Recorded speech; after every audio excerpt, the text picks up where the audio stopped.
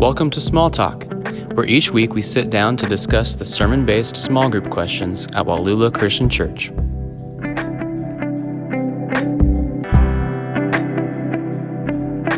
Hello and welcome back to Small Talk, Wallula's weekly podcast. My name is Zach, I'm a student pastor here at Wallula, joined by Craig, worship pastor, and Lance.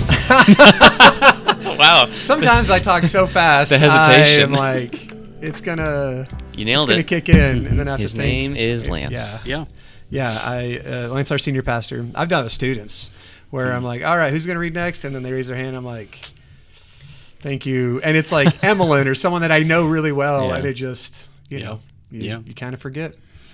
Luckily that's why I write my notes down so I can know what I'm going to say before. You write our names down every week? I write my notes. I write notes down for what the questions, so I can got a lot going on up here. But we are continuing on in our series in Ephesians. We're the At Work series, and so today we're looking at the work of marriage from Ephesians chapter 5, husbands and wives, and we're going to be talking about that later on. But we're going to start off with our fun question, and it says, "If you did not have to sleep, how would you spend the extra 8 hours?" Assuming you sleep 8 hours. Or for Craig, 4.5. I don't know. Are your kids... Better than it used to be. Okay. Well, that's good. Yeah. Whatever it is, how would you spend that extra time? I think I would break it into... I'd do 4-hour blocks of things I want to do, enjoy doing, things I need to do. Mm-hmm. So part of that would be just the list of things around the house that need done. Like yesterday, I was outside doing some yard work when I would rather not be. At least the weather was great. Mm-hmm. Yeah. But if I did not require sleep, it's like, oh, I could do that tonight. Yeah. And I'm assuming the kids would be asleep when during that window of time. You're getting into what I was thinking. So I'm there's some loopholes not requiring thing, sleep, but they still sleep. do. It's your superpower. You don't No require sleep. sleep. In this scenario, is it just you, or is it? I don't know. That's in this new society. I was picturing. It might also help if you can have like night vision. You need multiple superpowers. Because now you're doing stuff true. at night. Yeah. Headlamps just everywhere. And if you're the only one who doesn't, that yard work is going to get really old to your neighbors. Right. Yes. Yeah. Right. That's true too. Yeah. The woodworking in the garage may keep your family. That's all right. Yeah. Yeah. Well, that's kind of what I thought, because I'm like, I have an answer. And I thought, if it's just me, then it's more of just I thought, well, I'd like to do more of the things I like. So, reading or, movies or TV shows. And then I thought, but the fun things or the extra things, I thought like skills that I could do. Or we had talked about, both you guys have your masters now. And I talked about that'd be really interesting to do if I could just get money to pay for it. Then, but I've always been interested in a night masters. You only work on it. I'm the night master. It's like a superpower. No, but just having the time, and I would now anyway. Like I do have more time than I used to, but just something I would have to think about. What do I want to fill it with? Which I guess is the point of this question. Yeah. I probably that's what you wanted me to do, was to think about it and then have an answer. But then I started to think, wait a minute, is this in this question? If I didn't have to sleep, I kind of thought like this is everyone. Like, if we all, right, like I'm not the only one where I just have this ability, like we just, our bodies are made to never have to sleep. Right. So then what does that look like? And I was like, I think we would just do what we're doing now. But we would like, if you're supposed to sleep 8 hours a day, that means you're awake for 16 and you work 8 hours a day. So like half of your time is spent working. So I thought, any type of job would require 12 hours of work, like half your time. And then also if you're Craig and have young kids, that's rough having kids who never sleep. You know what I mean? We're just created to never sleep. And it's like, how much of your parenting early on is based off of like when the kids go down, then fill in the blank. Yeah. Right. And it's like, oh man, if you're a new parent and you live in a world where there is no sleep, that's rough. because you become just a warden. You no longer have the excuse of good parenting. This child needs rest. I'm going to be a good. Bedtime is 7. Yeah. Not because I'm sick of them, because I'm worn out, but because, of course, parents are never sick of their children, but because the child needs rest, and I'm going to be a good parent, then you're just locking them in their rooms. At 7, you got to go to your room at 7 o'clock. You got to get out. See you when the sun comes up. I've got these extra 8 hours. I need you to be in your room. And so it's a weird thing to think about, like, how do we, because we're used to being tired at the end of the day, but like, so now I'm getting too much into it, because you're still going to be tired from physical work. Deep. Yeah, it wasn't that deep. I know. And so, because I thought during my window of like things I enjoy, I was like, that would be plenty of time to go on a long bike ride. Right. I'd enjoy that. But then would I be able to like recoup from that? Because if I'm not going to go to sleep, I'm just going to be. So do you physically get tired? Yeah. I mean, are we saying like not only not sleepy, but also I can. You also have to do steroids in these situations, so you can recover. Do I not? That's part of it. You also have to be on physically tired. I have to rest, because now it's like, I have unlimited strength. And I don't get tired. No. Like, well, the right answer is prayer and fasting. Anyway. You guys are unspiritual. Let's pray. Yeah. Amen. Yeah. Well, we're done here. Lance always talks about the fourth watch of the night, but he's just turning it to an all night. Yeah, that's right.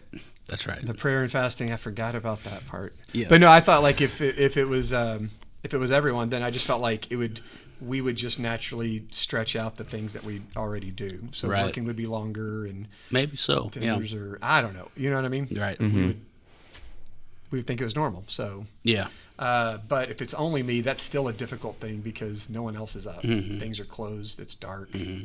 So I think the heart of the question, mostly because I picked it, was like, what do you like to do? Right. Kind of like, I want to go on a bike ride. I don't get a chance to go on long bike rides very much, so I'm going to do that. If I was Craig, like, I wouldn't actually, do that. it's dark out at that point. So,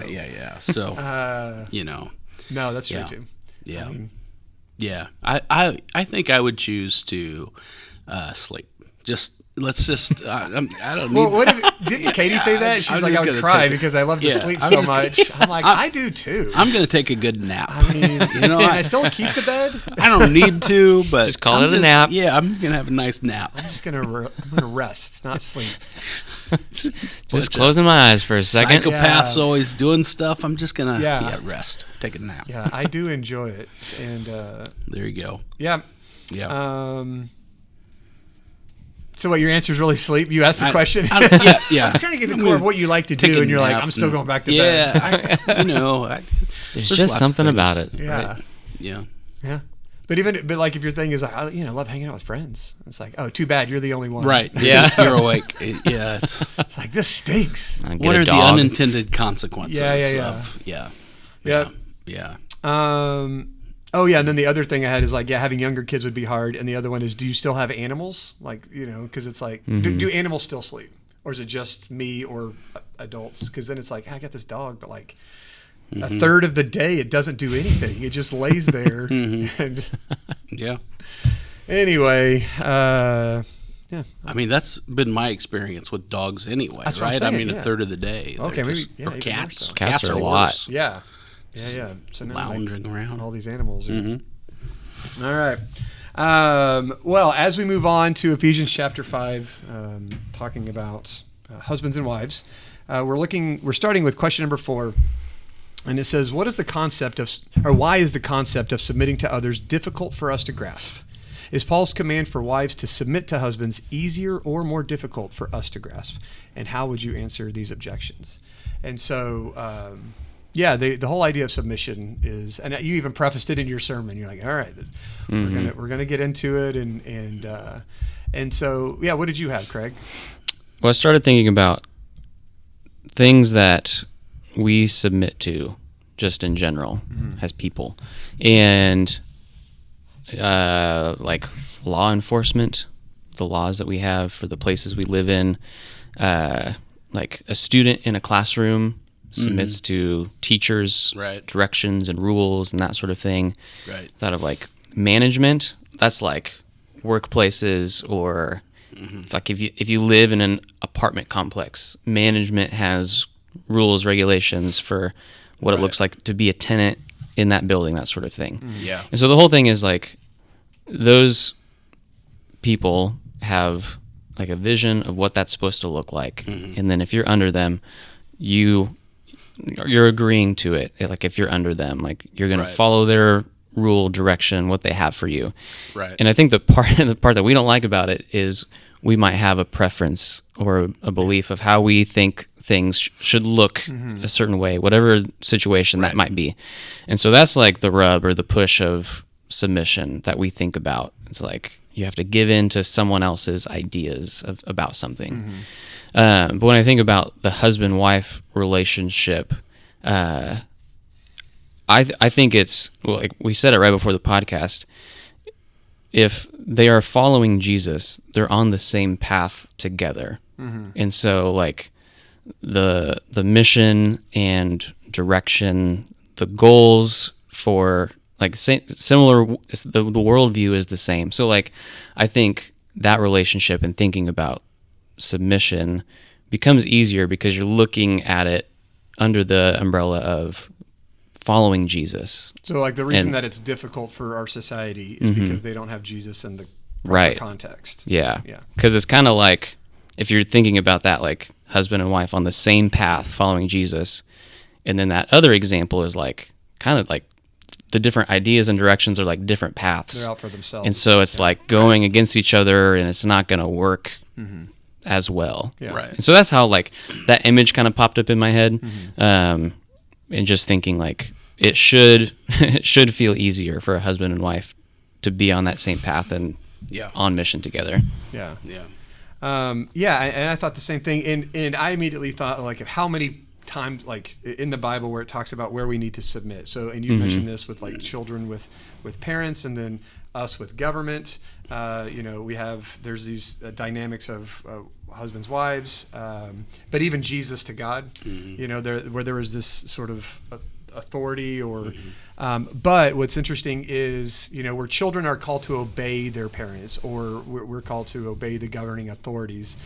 With husbands and wives, it is talking about submission, not obedience. And so, with the submission, it can kind of rub us the wrong way when we think about like we have to follow the government's laws, and if we don't, it's like or else you get a fine, or you get to go to jail, right? And there's this sort of force is going to be enacted on you. But with wives, like in this passage, the submission of the wife is a position that she takes willingly, that she chooses to do, that she chooses to assume.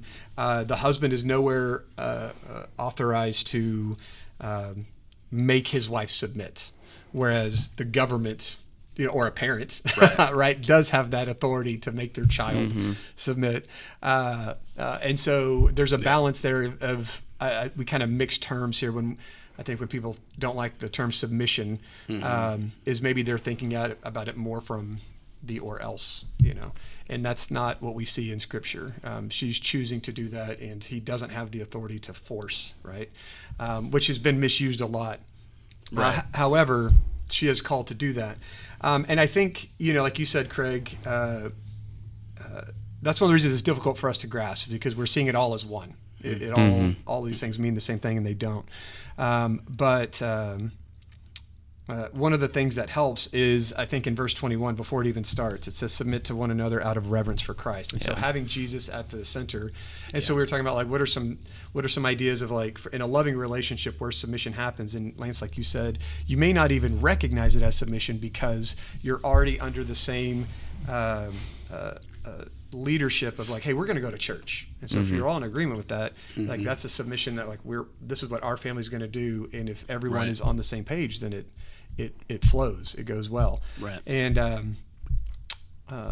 I think one of the reasons I think it's harder for us today is because it's not just a husbands and wives type scenario, but if all of us really practice it better, like do we submit in our own lives to the governing authorities, to our boss, to our teachers, to, as opposed to griping about or whatever else. Like you have the if you need to quit, you can quit, right? Like you can submit or leave. Like you have those options. But so many times we stay and we gossip and we bicker and we undermine and we do all this stuff, and we just have this negative view of it. But all of this stuff is a spiritual thing, and even marriage itself reflects Christ in the church, and so this idea of submission is a beautiful thing. But it's hard because we don't live like Christ all the time, and so we don't see a positive example of it many times in our culture, and so it can be a difficult thing to see it could be difficult to see it as a good thing because we're not seeing it played out a lot. It's just the negative sides of all of that. But, yeah. I think it probably depends on what you mean by grasp, right? Is it difficult for us to understand intellectually what it means to submit? Then my answer is no, that's not hard for us to grasp. But it's hard for us to grasp when we're actually putting that into practice in our life to actually apply that in different situations that you've all talked about. That's when it becomes hard for us, and it's just hard for us to figure out. And I think because we're selfish, right? That's when we don't like somebody else to say, hey, why don't you do it like this, if we have some other idea in mind. This summer we were going to a Royals game, and our whole family was going to the Royals game, and so I was walking from the parking lot to the stadium with my son and my son-in-law, and we're walking, and I've done this 1,000 times. Now, just because I've done it 1,000 times doesn't mean it's the right thing to do, right? I've done the wrong thing 1,000 times, right? So, but we're just walking, and there's kind of these streets that run through the different parking lots, and I'm crossing from one parking lot, walking through another parking lot across this street. So there's no cars, there's no traffic, and I start walking across the street, and one of the parking attendants says, hey, you're supposed to, go down there and cross down there. And I just keep walking. He said, no, you're supposed to cross at the corner. Go to the corner. And I'm in the middle of the street. And I think this is not a very good example to my son and my son-in-law. I'm just, and I shouldn't be doing this. And so I wave at the guy. And what I intended to communicate by that wave was, I'm sorry, I hear you. Right. My bad. But he did not take it that way. He inferred like, hey, whatever. Wait for me. I don't care. I don't. Or you mean nothing to me. Something worse, probably. Yeah. But he thought I was blowing him off. Yeah. And so he's like, I promise you're going to get there if you go the other way. And he's like, you big dummy. And so but I was in the middle of the street, and I thought, I'm getting out of the street. I just met. And all of that because, look, I was selfish. This is the way I've always gone. This is the quickest route. This is whatever it is, right? And I didn't, there's, who's the parking lot guy to tell me where to go? And I'm 50 years old. I've crossed the street since I was 3. Lance, he's earned that I can do it. I can do that, right? So the perceived authority or whatever, we don't like that. Right. And it's all because, really, truly, we're selfish. I want to do what I want to do. Yeah. And I think that's why it's hard to grasp. And especially when you put it in context of a relationship like marriage, then especially in the West, in the United States, when we talk about marriage, we talk about it in terms of what's a great marriage look like? Well, it's a partnership, right? It's a partnership, and between complete equals, and I don't really disagree with any of those descriptions, but that's one of the reasons it makes it difficult to kind of grab hold of this biblical concept of submission and leadership in that relationship. And so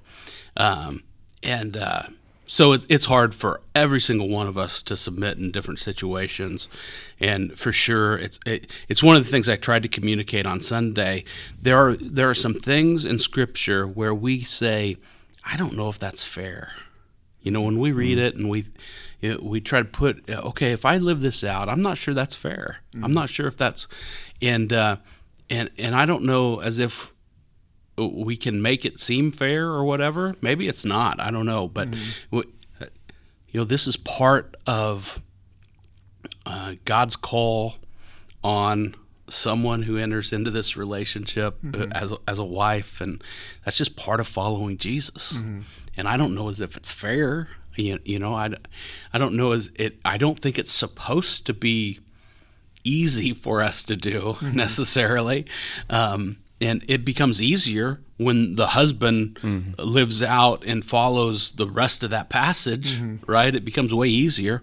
So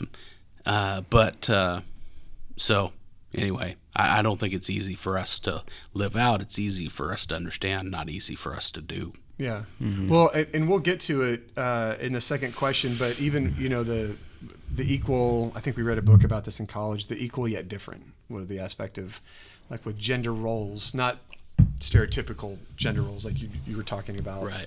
How we convey that. But if wives are called to submit and men are called to love as Christ loved the church, it's like, which one is harder? And it's like, because it's not fair. Like, it's not unfair. It's just different.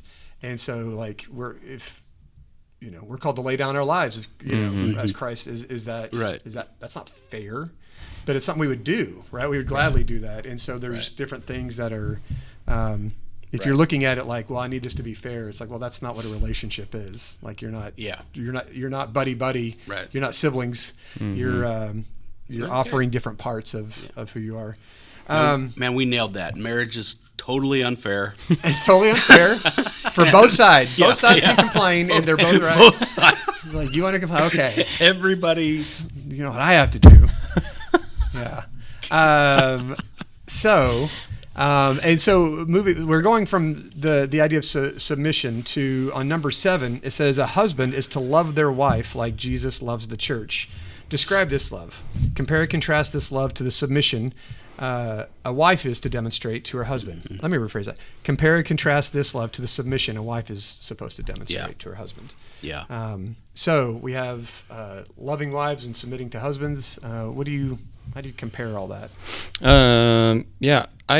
In thinking about this question, and we kind of were in our meeting today, our pre-production meeting, right?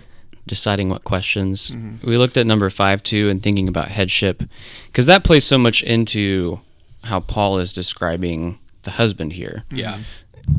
Comparing Jesus' love for the church to how men love their wives, and then also calling Jesus the head of the church, and then comparing husbands to that as well. And I remember a sermon like long ago that was on this passage I listened to, and I went back and I remember like the talking about headship, which you talked about on Sunday, the definition or like how they described it. So I went back and listened to it because I was like, what exactly was that? I just remember thinking like, oh, I really liked it. It like brought a lot of clarity to me. And so I went and listened to, or I found it, and they're talking about how that word is like, the brain. It's like the Greek word is like, it's where the brain is. And then and we've touched on this already, talking about like the brain wants the best for the body and will do, make the decisions for the body to like for flourishing and for health and all these things, and how closely unified those two are. Like you can't have the head and the body separate, and they can't like function. And so like the church can't exist without Jesus and what he's done for us. And so thinking about like that unity in marriage and like the back and forth, like we've talked about this already, but then thinking about Jesus is our example. It's like, holy cow. It just like keeps going further and further. The amount of love that he has shown us, like to sit and just dwell on that for a second. And then to be like, okay. And that's what you have to do now. Okay. Yeah, that's what you're... Yeah. And in the passage that I had, he mentioned it too when he's like, be imitators of God. Right. As children, also walk in love as Christ loved himself and gave himself up. Like, he's just constantly going back to, like, that's your example. Yeah. And it's the self-giving, self-sacrificing, other person-oriented type of love.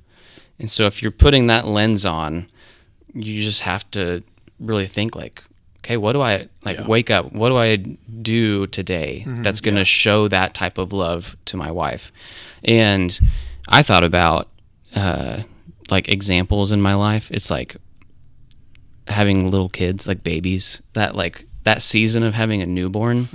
It's like, that was a really prime season of, like, being able to show love to my wife in a way that's, like, self-giving and self-sacrificing, because it's just like you joke about, like, I don't sleep much, because it's like when the baby wakes up in the middle of the night, like, what are we gonna do about that? What are we gonna do? Yeah, and it's like, I'm not gonna roll over and be like, all right, Haley, you got this. But it's like, we had a routine of, like, I would go get the crying baby and change the diaper, possibly change some clothes in the middle of, all of that, and then it's like, and then we're in this together. It's just not like, stuff like that. It's like, looking at a situation and, like, how am I going to lay myself down and put Haley before me and all of that.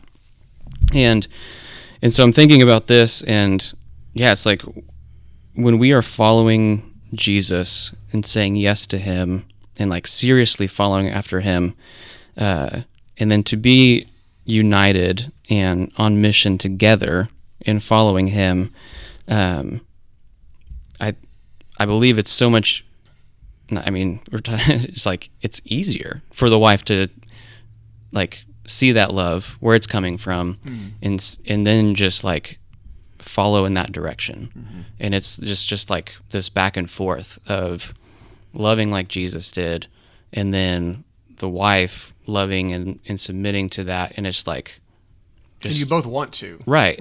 Yeah. Were you gonna say something? No, go ahead. Okay.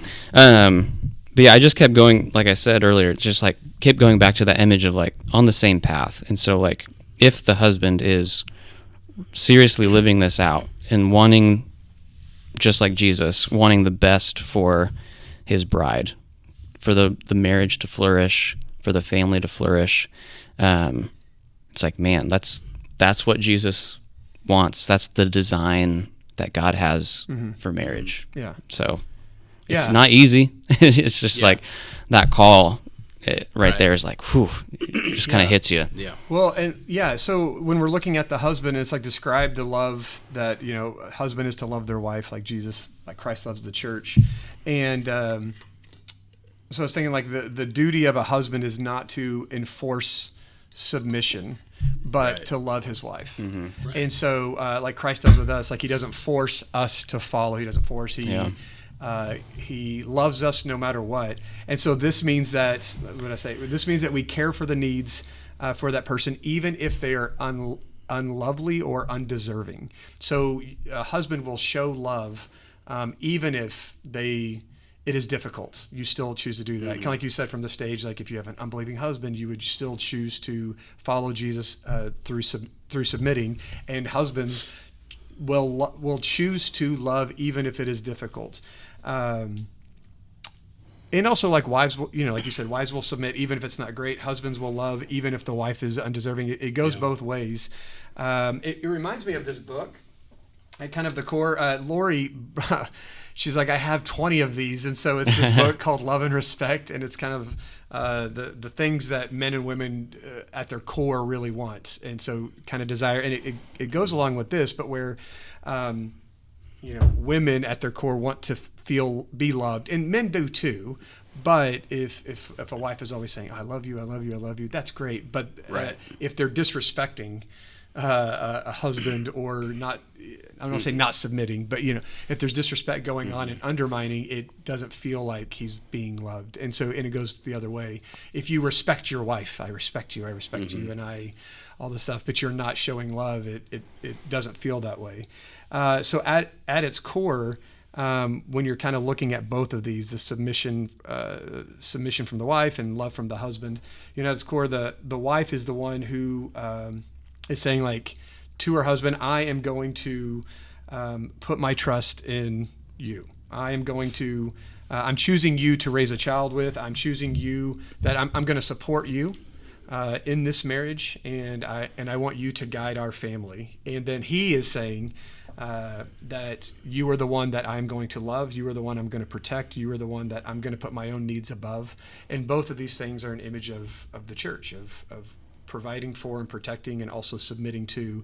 And when it's done well, it feels like it's, I won't say effortless because it does take work, but it one leads to the other, right? And so especially if you're in a marriage where it's like, well, we don't feel like we're doing that well, who goes first? And it's like whoever is following Jesus better is the one who would lead it, if you will.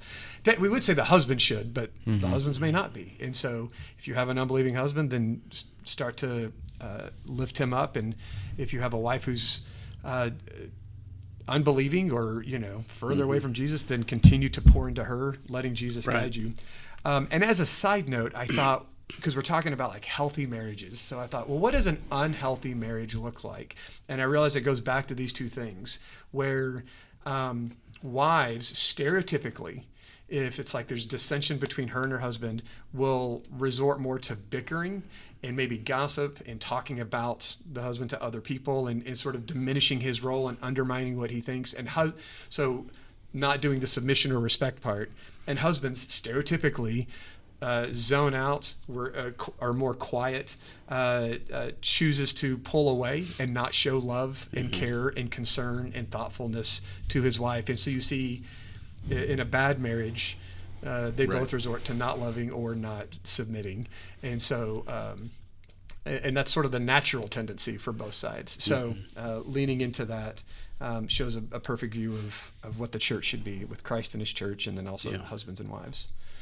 Yeah, I think, there is a distinction between submission and love in this passage, but it's not a big one. You kind of boil it all down, and I said on Sunday, look, this passage is teaching, both wives and husbands to die to themselves and to prioritize the other one ahead of them. Their own wishes or whatever, and that's really the case here. But just thinking about, well, what does this love look like? What does this headship look like in a marriage? And maybe this is kind of you talked about. Okay, well, these are some of the kind of, if it's an unhealthy marriage, what it looks like. Maybe this is the positive spin on that, right? What does the leadership and love and headship look like from the husband in this marriage? What are some hints? And so I had to find somebody smarter than me to figure this out. I found a few hints from Bob Russell. Okay, so this is where it originates from. But he says, well, husbands, you ought to prove, I talk about this, we're designed for relationships, a vertical relationship between us and God and Jesus, and so that's the most important relationship no matter what. And then all these horizontal relationships, we have all kinds. We have coworkers and friends and colleagues and brothers and sisters and kids and our spouses, our marriages. And if you're married, then that becomes the most important of all those horizontal relationships, and it should be priority one, right? And so that's ahead. And in our world today, you'll hear lots of times, well, we have to do what's best for the kids, right? And I'm telling you, what's best for the kids is that you prioritize your relationship with your spouse, right? That's the most important of all those horizontal relationships if you're married. And so, I think the first way that you can love your wife is to prove to her, this isn't quite how Russell said it, but to prove to her that she's the most important of all those relationships. And I think that means, you have to put her ahead of the golf game. You have to put her ahead of even the work sometimes.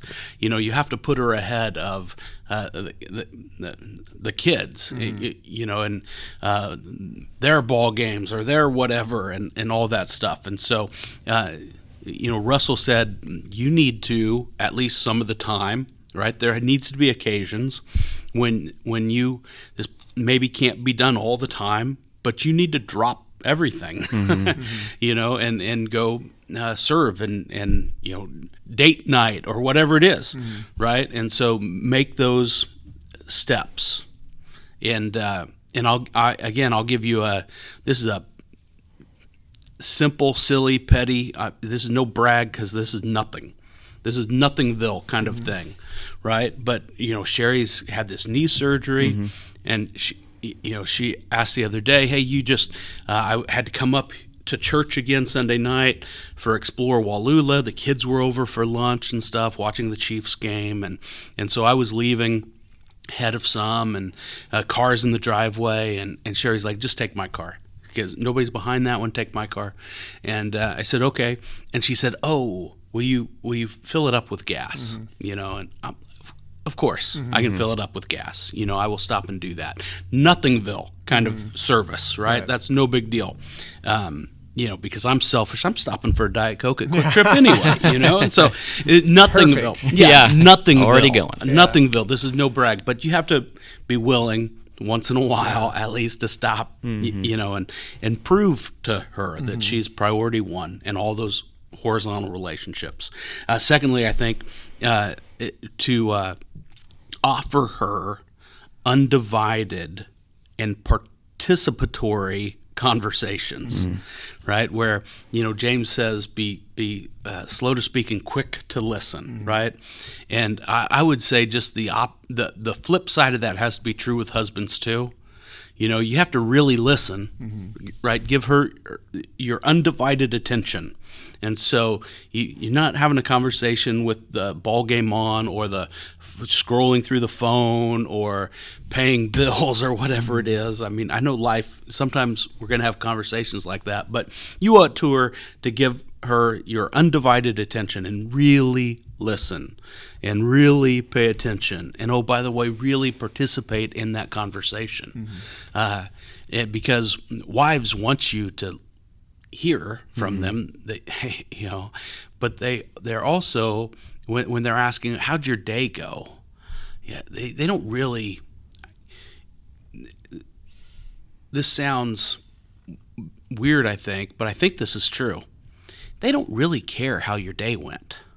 They don't want to know. They don't want to know, oh, great, I finished 3 sermons today. It doesn't matter to them. What they want to hear, they want to be on the inside. They want the background. Be a little vulnerable. I guess is what I'm saying. And so participate in those conversations. And so that's another way that you can put them ahead of yourself. And finally, I would say, be that.